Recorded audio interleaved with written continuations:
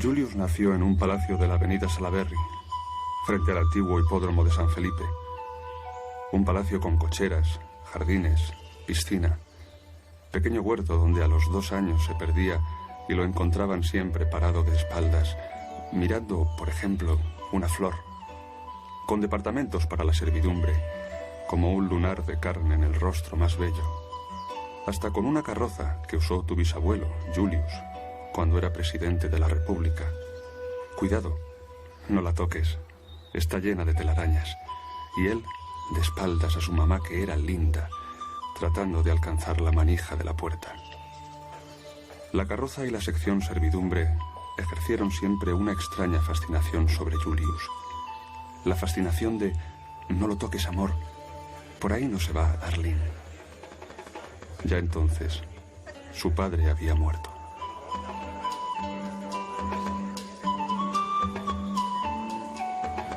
Nunca se puede regresar a nada, pero hay que regresar para saberlo. Estas palabras del poeta Carlos Pujol expresan muy bien lo que fue mi retorno al Perú en 1999. Mis viajes a provincias y el largo baño de amigos que me di fueron lo mejor de todo. Pero Europa me faltó más de lo que calculé y me resultó intolerable la atmósfera podrida que precedió la fuga del expresidente Fujimori. El año 2003 tomé la decisión de vivir a caballo entre España y el Perú. Estoy aquí reunido con un grupo de amigos en San Isidro, en casa de una gran amiga. Dije yo que tanto me he ido del Perú, tantos ires y venires he tenido con Europa, con otros países, continentes, etcétera, que mi país al final eran algunos paisajes y algunos amigos. Creo que de los amigos al menos queda constancia esta noche. Y otra cosa de la cual va a quedar constancia en los siguientes momentos y en los siguientes días de grabación es de otros lugares de mi país, como pueden ser la Sierra Central, Tarma, por ejemplo, La Oroya, Huancayo, u otros lugares de Lima, como Villa El Salvador, mundialmente conocida por el Premio Príncipe de Asturias de la Concordia.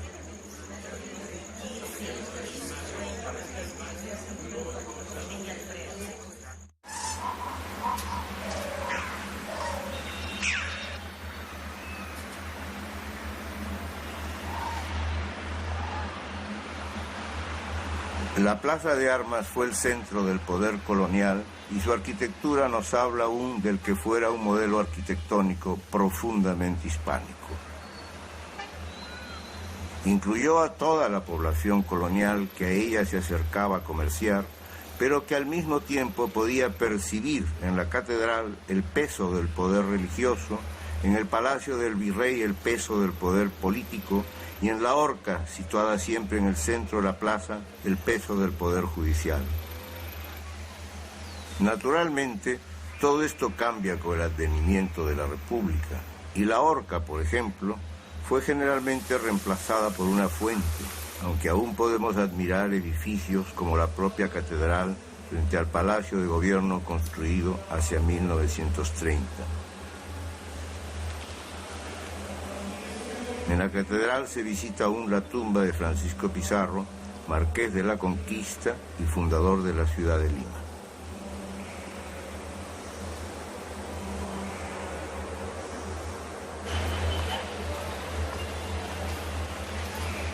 La Lima colonial se encuentra en lo que aún suele llamarse el damero de Pizarro, atendiendo a la forma cuadriculada en que se repartieron los solares los primeros españoles que se establecieron en la ciudad.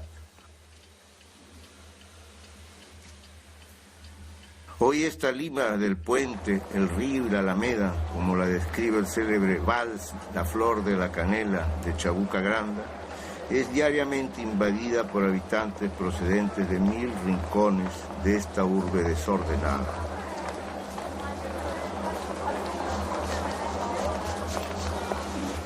Sin embargo, siempre puede recorrerse el célebre Jirón de la Unión que une las plazas de Armas y San Martín y visitar joyas de su arquitectura colonial como el Palacio de Torre Tagle y la Casa de Oquendo.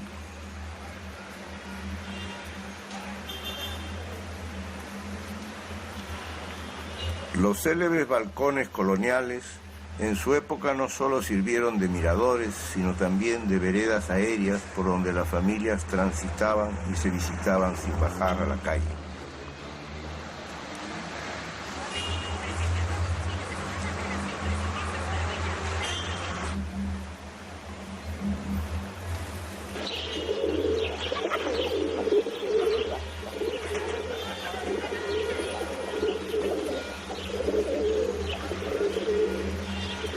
Entre las iglesias coloniales destacan la joya del barroco americano, que es la Basílica de la Merced. También la iglesia de San Francisco, célebre por sus claustros y catacumbas. O la más clásica iglesia de San Pedro.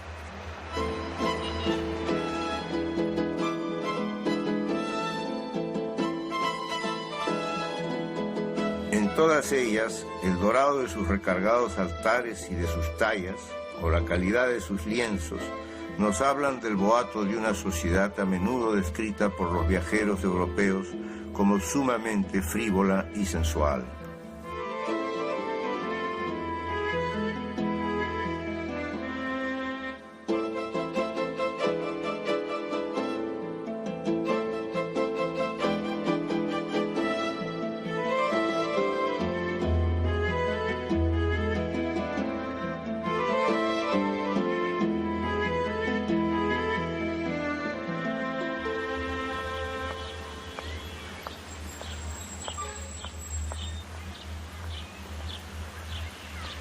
Hasta que me trasladé a Europa en 1964, mi vida estuvo casi siempre ligada a San Isidro, aunque también tuve buenos amigos en Miraflores, un distrito en cuyas tiendas mis padres hacían generalmente sus compras.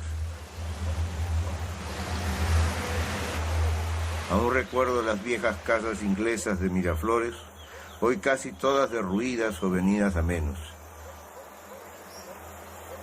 San Isidro, en cambio, parece mantenerse mejor. Sus casas tienen 1000 distintos estilos, desde la del pórtico neo-incaico, por llamarlo de alguna manera, hasta la roja casa virginiana de techo de tejas y de 2 aguas que fue de mis padres en una ciudad en la que jamás llueve.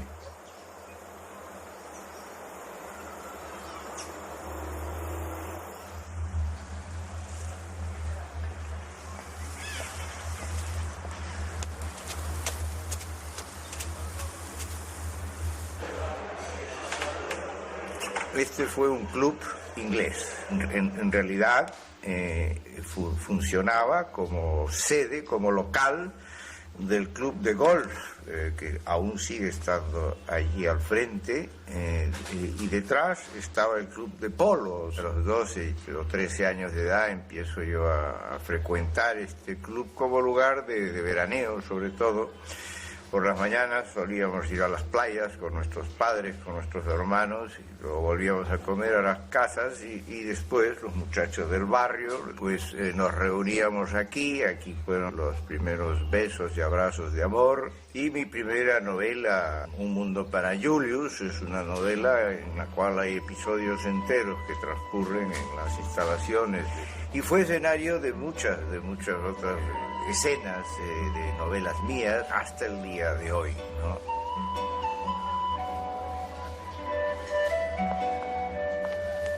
Fue el verano más largo de mi vida, diría Julius si le preguntaran por los meses que pasó en el country club. Y triste, además, sin Arminda, que aparecía una vez a la semana, vieja ya y francamente fea. Una mezcla de santa con bruja, avanzando hacia el country club desde un paradero de ómnibus, trayendo las camisas de seda recién lavadas del señor, acercándose al hotel entre casas blancas rodeadas de amplios jardines, casas que no ve, desde donde no es vista, sabe Dios de dónde viene además.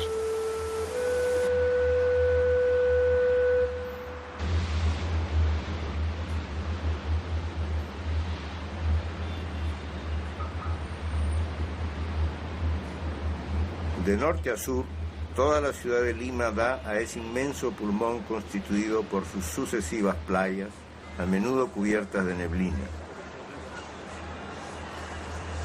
A pesar de lo frío de su mar, estas playas permiten a gente de toda condición social encontrar en ellas un enorme desahogo y diversión.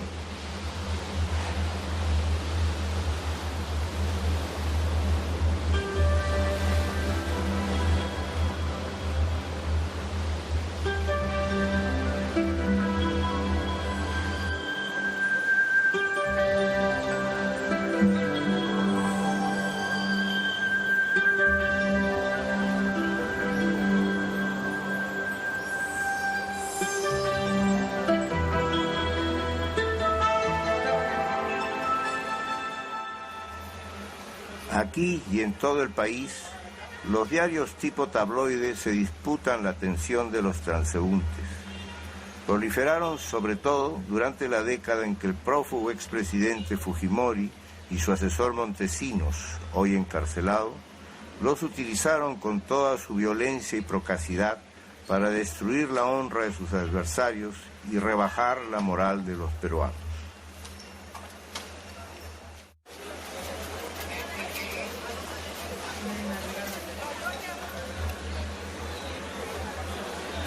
El barrio chino de la ciudad de Lima ha sido desde sus comienzos una zona comercialmente muy activa y ha estado siempre ligada al resto de la ciudad, aunque ello no ha impedido que en él se preserven aspectos muy representativos de la cultura de Cantón, de donde es originaria la colonia china del Perú.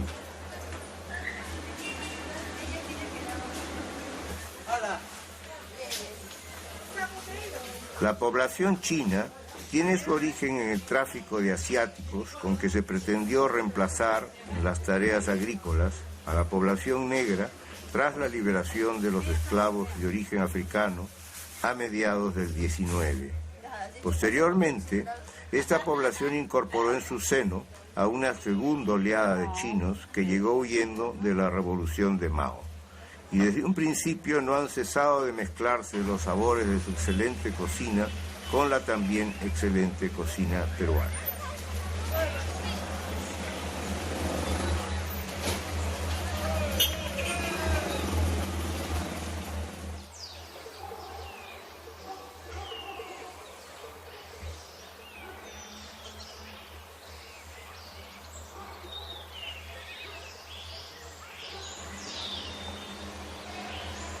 Lo que yo deseaba al terminar el colegio era irme a estudiar a Inglaterra y a la vez convertirme en escritor. Y mi padre, muy astutamente, no se opuso a ello, ya que uno de los requisitos para ingresar a la Universidad de Cambridge era haber ingresado en Lima a la Universidad de San Marcos. Y así, no bien ingresé a esta universidad, él me dijo que ahí me quedaba hasta que me graduara de abogado. Mi padre pensaba que los escritores eran unos vagos profesionales y alcohólicos, tuberculosos, homosexuales de nacimiento.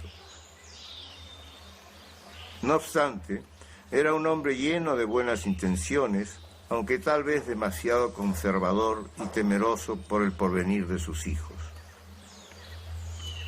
Era, por decirlo de alguna manera, un anglosajón perdido en Indias, que jamás logró entender al Perú, o como él decía, el Perú jamás logró entenderlo a él tampoco. Estamos en la que fuera la Universidad Nacional Mayor de San Marcos, hoy llamada este edificio La Casona de San Marcos, fundada a mediados del siglo XVI y conocida como la Decana de América. Yo ingresé a San Marcos en 1957. Para mí, lo he dicho muchas veces, ingresar a San Marcos fue ingresar a mi país, ingresar al Perú por primera vez. Porque, entre otras cosas, yo había sido educado en colegios de internados alejados de Lima, colegios elitistas, de profesores ingleses, de profesores norteamericanos, y pues no conocía bien la realidad social, sociocultural de mi país, ¿no? Y entrar a San Marcos fue encontrarme con gente que llegaba de todos los rincones del Perú, todas las razas, gente de todas las provincias del Perú, gente a veces con muy pocos medios económicos y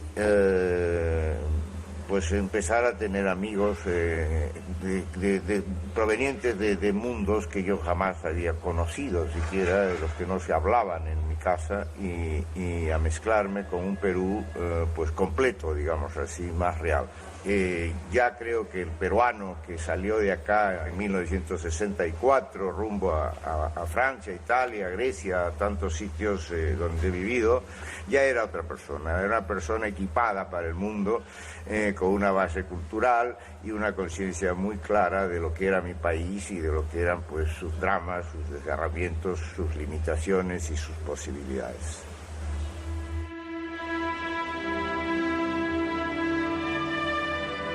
La Lima de hoy es mucho menos alegre y viva, mucho menos humana y habitable que la que dejé hace 3 largas décadas. Tal vez los ojos habituados no perciban la magnitud de las transformaciones, pero los míos, que son los de un hombre que algún día se puso el mundo por montera y se liberó y se fue, no salen aún del doloroso asombro y la zozobra total del retorno.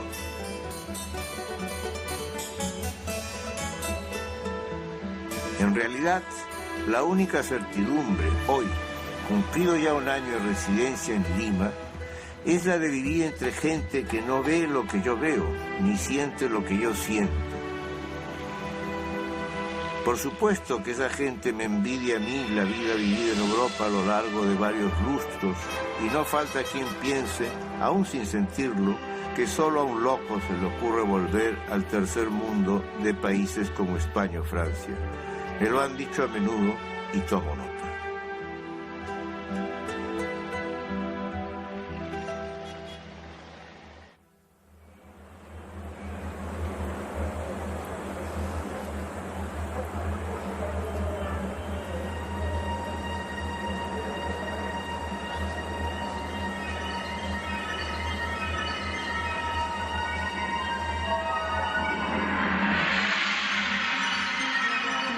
Llevaba un buen rato dedicado a mirar cómo cambia Lima cuando se avanza desde San Isidro hacia la Florida.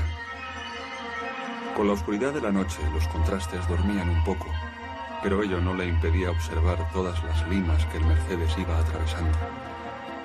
La Lima de hoy, la de ayer, la que se fue, la que debió irse, la que ya es hora de que se vaya, en fin, Lima.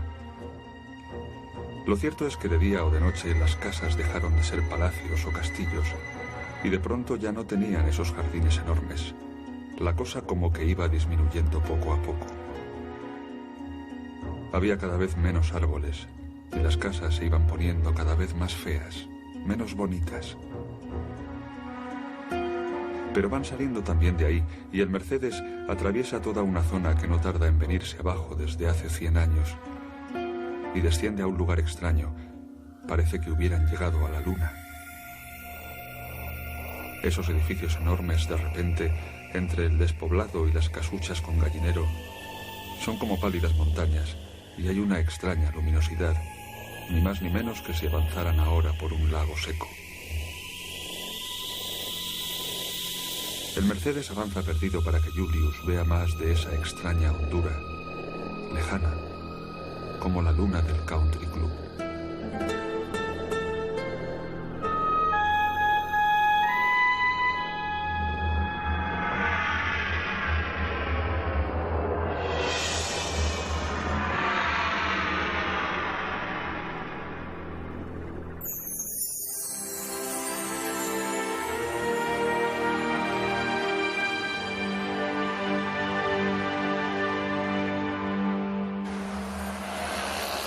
En contraste con la Lima de antaño, la llamada Gran Lima ha sufrido en las últimas décadas una profunda transformación, producto de las grandes oleadas de migraciones provenientes sobre todo de los Andes.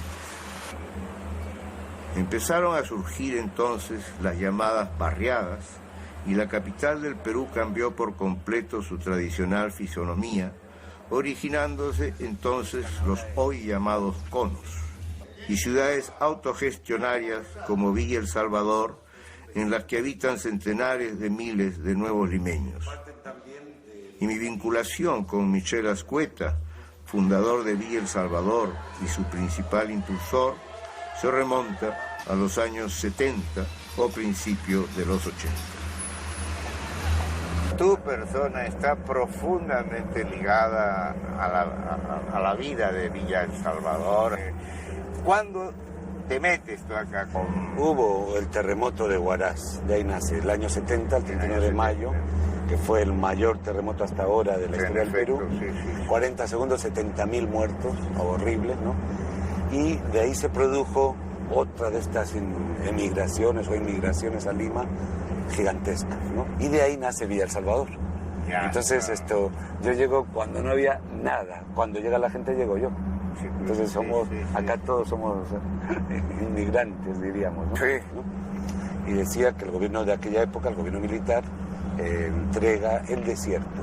Al ser propiedad del Estado, nos permitía hacer cosas... Ya lo creo. Claro, ya lo creo. porque en otras barriadas de América Latina el problema es de propiedad. Nosotros acá nunca hemos tenido ese problema. Todo el mundo tiene título de propiedad, todos. Y el año 73 es cuando se da el salto y se conforma la comunidad urbana autogestionaria, que es recogiendo la experiencia campesina de las comunidades campesinas del Perú, la primera comunidad urbana, donde la población asume directamente el desarrollo de su comunidad. El problema del país o los tres graves puntos de cualquier gobierno aún no resueltos vienen a ser educación, salud y trabajo. Cierto.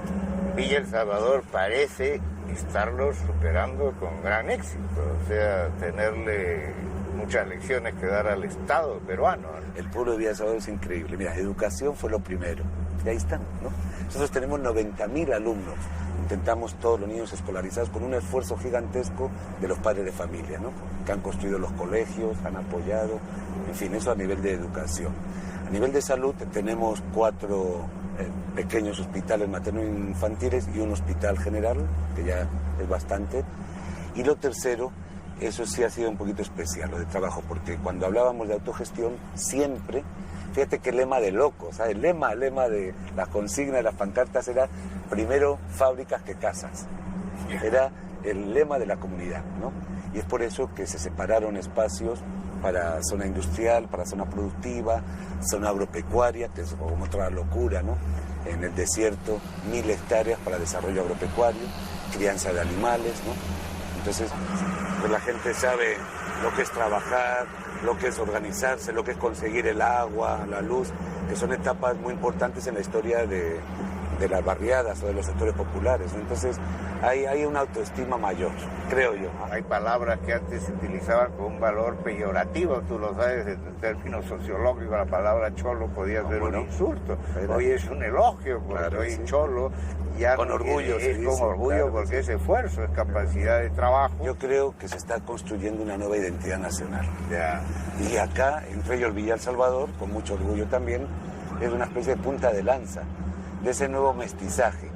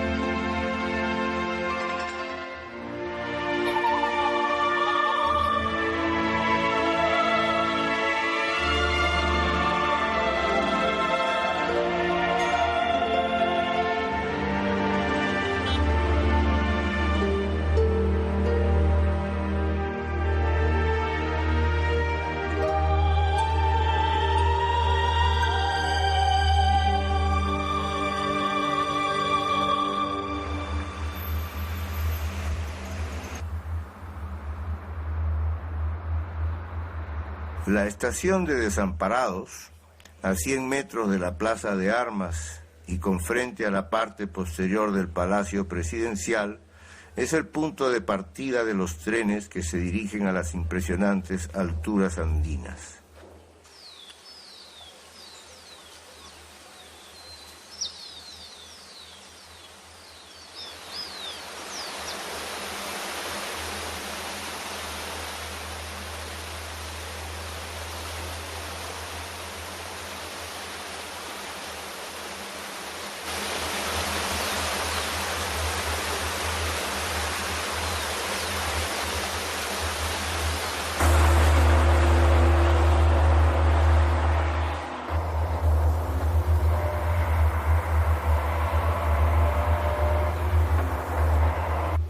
Hemos venido subiendo desde la ciudad de Lima, en la costa casi desértica del Pacífico, hasta alcanzar este punto de los Andes centrales del Perú, en todo su dramatismo de carreteras a más de 4.000 metros de altura, quebradas, barrancos, desfiladeros, y que va pasando por una serie de centros, algunos mineros, como Morococha, Loroya, que dan lugares a ciudades pues, de asentamientos mineros, y a otras de gran movimiento comercial, como puede ser Huancayo, o a otras más ligadas a su entrañable Florida, campiña, como puede ser Tarma, desde donde uno empieza a bajar ya hacia la vertiente oriental, o sea, hacia la Amazonía, atravesando la llamada ceja de montaña con ciudades como San Ramón o La Merced.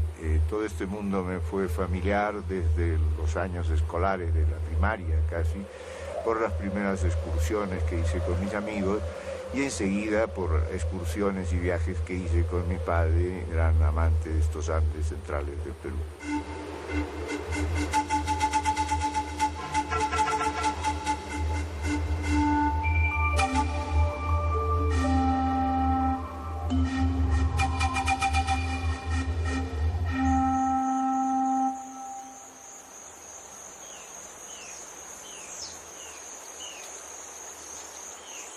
La llamada ceja de montaña se sitúa en la vertiente oriental de los Andes y en ella están los caminos que bajan desde esta cordillera hasta la Amazonía.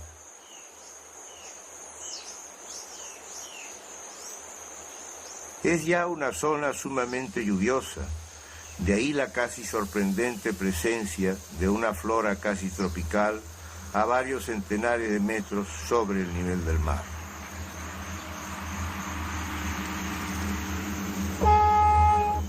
Recorrí mucho con mi padre estos caminos que llevan hasta la selva.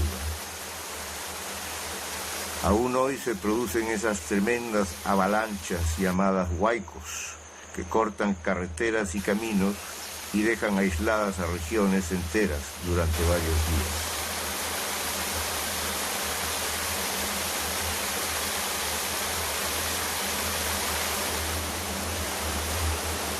Aguas aún no contaminadas por los desguaces de los centros mineros fluyen por una región sumamente agreste y empinada que luego se precipita hacia las tierras ya cálidas de lo que se denomina ceja de selva. En esta zona nos encontramos con ciudades de gran movimiento comercial como San Ramón y La Merced.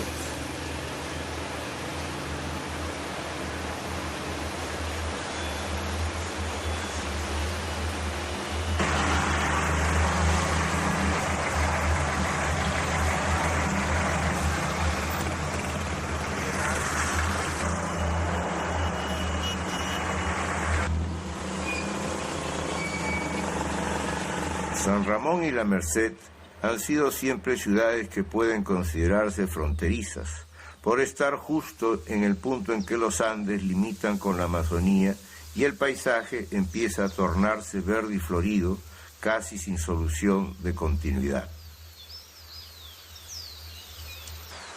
Muchos cultivos han sido puestos a prueba y han fracasado antes de que el café se impusiera, por lo bien que se dio siempre en esta región. El café de Chanchamayo, por ejemplo, es algo que recuerdo desde muy niño. Se bebía en casa de mis padres, sin que entonces nadie se pusiera a pensar que provenía de lugares muy cercanos a las heladas cumbres andinas.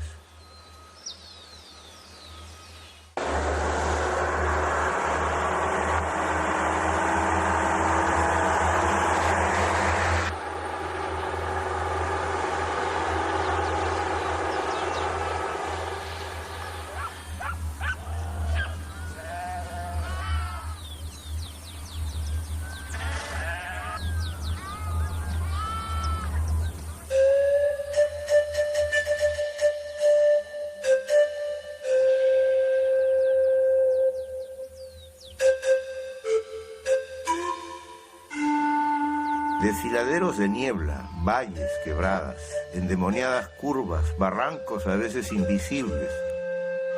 Atravesar los altos, inmensos y a menudo desolados parajes andinos puede hacerse eterno.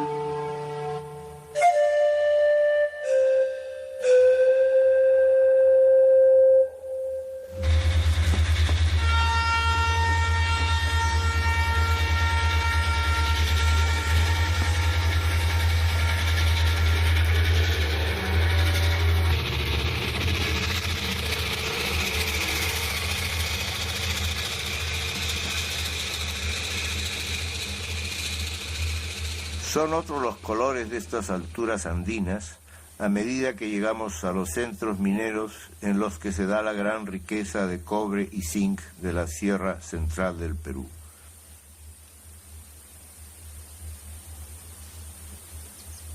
Son otros los colores del agua y la tierra, y otros también los materiales que se emplean en las viviendas de quienes realizan las más duras faenas en los socavones. Las casas de paja y barro dan paso a estas barracas de cemento y techo de calamina que se alzan alineadas sobre heladas humedades.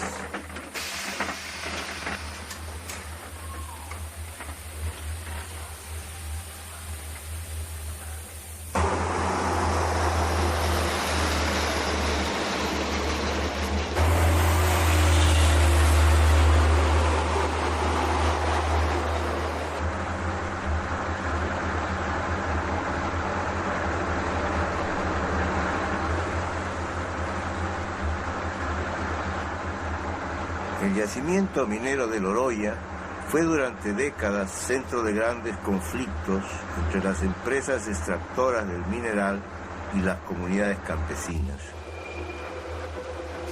Sus zonas de cultivo han sido literalmente devastadas por los humos de las minas y las aguas altamente contaminadas por el desguace del mineral. La caótica ciudad de Loroya también ha sufrido los efectos de tanta contaminación ambiental y muy a menudo ha sido testigo de la violencia policial e incluso militar.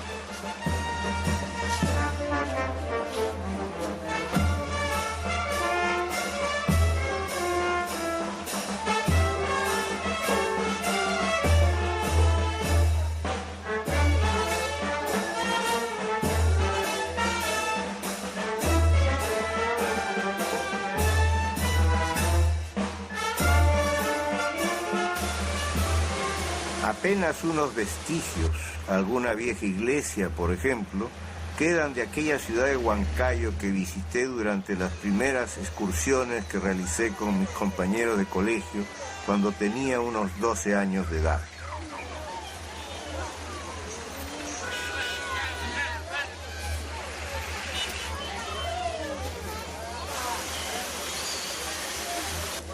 La ciudad pintoresca y apacible de entonces hoy es un lugar atiborrado de gente, ruidoso y caótico, en el que apenas se distingue su tradicional y colorida feria dominical del incesante ir y venir de seres provenientes de todos los rincones del país, que además parecen estar solo de paso hacia lugares de mayor prosperidad.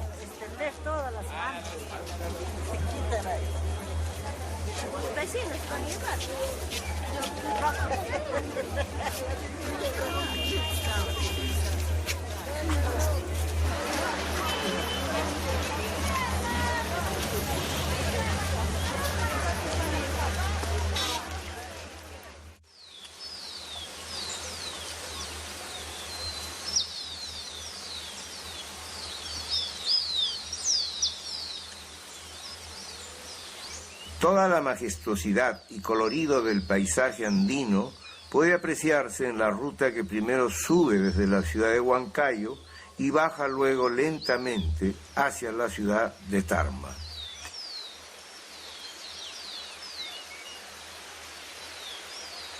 Tarma fue siempre el punto final de los viajes que hice con mi padre, casi desde chico. Intacta se mantiene la campiña que hace de la bajada que lleva a Tarma un paisaje idílico en el que sorprenden siempre la fertilidad del valle y la primorosa agricultura de flores y hortalizas.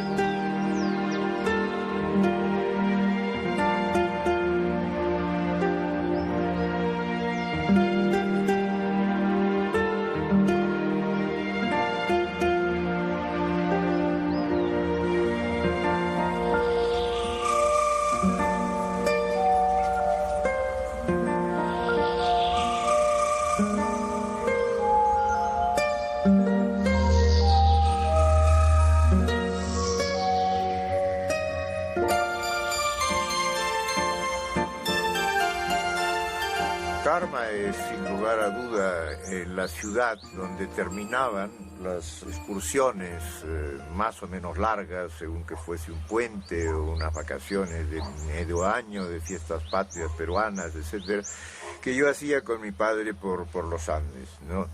Yo creo que estas excursiones empezaron en los años 50, a comienzos de los años 50, y yo las ligo mucho incluso a la construcción de este hotel el año 53 por el entonces presidente de la República, Manuel Odría, y en este jardín donde habían animales, en estos patios del hotel, en la piscina me bañaba, etcétera. Y lo disfrutaba mucho porque generalmente también recuerdo eso de que el hotel estaba casi siempre vacío y que yo era como el rey del hotel, o sea, era como una ampliación gigantesca de mi casa en un lugar tan lejano de Lima como Tarma, que no son tal la cantidad de centenares de kilómetros, apenas 200, pero sí por las alturas que hay que subir, pues se tardaba, entonces muchas horas en llegar, ¿no? Y eso es lo que fue para mí la vida con mi padre, los viajes que he evocado en libros, en relatos, en memorias, etcétera, de los viajes de un hombre profundamente callado con un hijo profundamente dócil.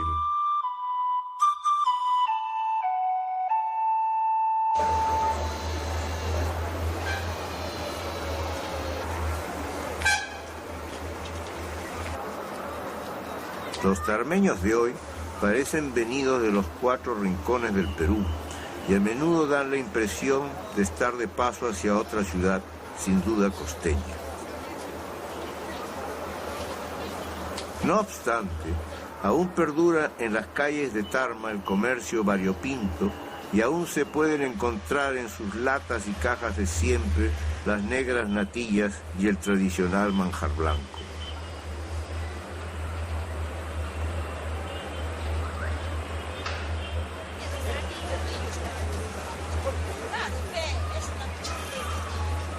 El mundo indígena invade la ciudad, pero al mismo tiempo pierde rápidamente su fisonomía y empieza a adquirir los usos y las formas de la modernidad en lo que es sin duda una muy veloz transculturación.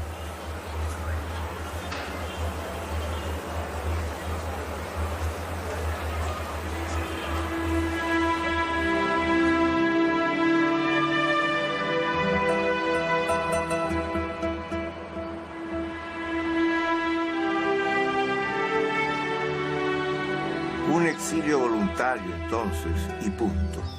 Y sin embargo, cuántos retornos imaginarios a la ciudad natal.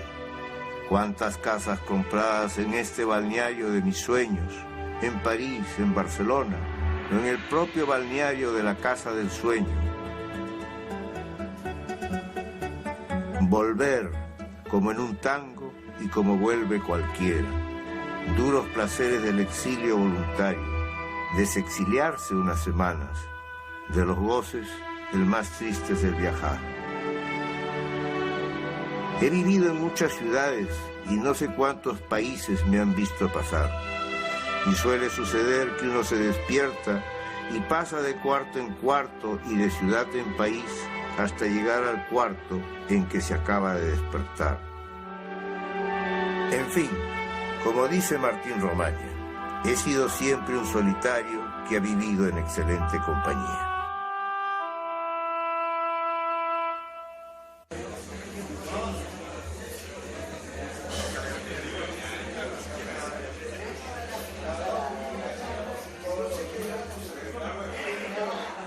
Conversaban felices, protegidos por la casa de cristal y sus muros transparentes. Lo que decían se perdía entre la música, entre la noche elegante allá arriba con sus estrellas. Fumaban y el humo se iba enredando, iba formando arabescos entre los rayos misteriosos de los reflectores ocultos. Bebían whisky y sentían, y era verdad, que flotaban en una isla sobre el mundo. Avanzaban sabe Dios hacia dónde, pero felices, anaranjadamente felices.